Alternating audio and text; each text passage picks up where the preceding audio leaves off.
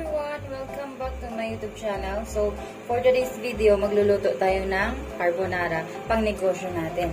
So, meron tayong cornstarch, 3 cloves of garlic, sweet ham, and butter. Syempre, ang ating pasta. Meron tayong mushroom. Meron din tayong iba. Syempre, ang ating all-purpose cream na 2. So, let's start cooking! So, first, magpapakulo muna tayo ng tubig. Lagyan natin ng salt para may lasa yung ating pasta. Sila, mga ganitong parami lang. Para hindi dumikit ang ating pasta. Haluin muna natin.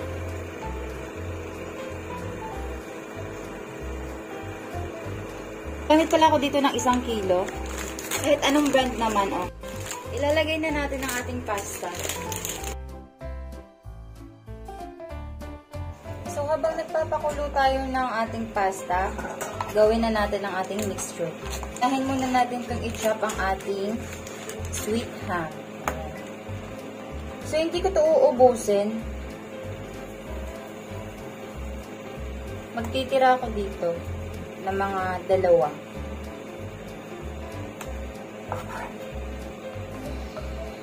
Lagyan na natin mga 3. Gaganyanin lang natin. I-cut lang natin into cube.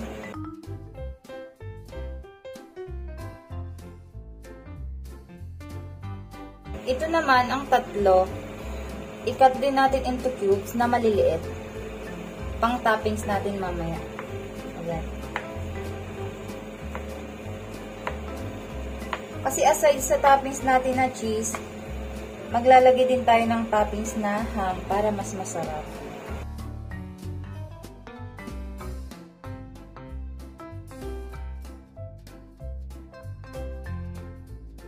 So now, maghahalo na tayo ng ating sauce. Lalagay natin.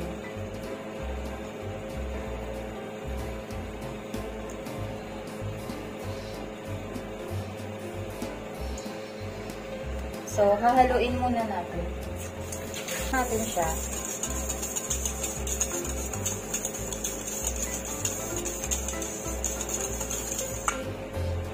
Next kong ilalagay itong evap.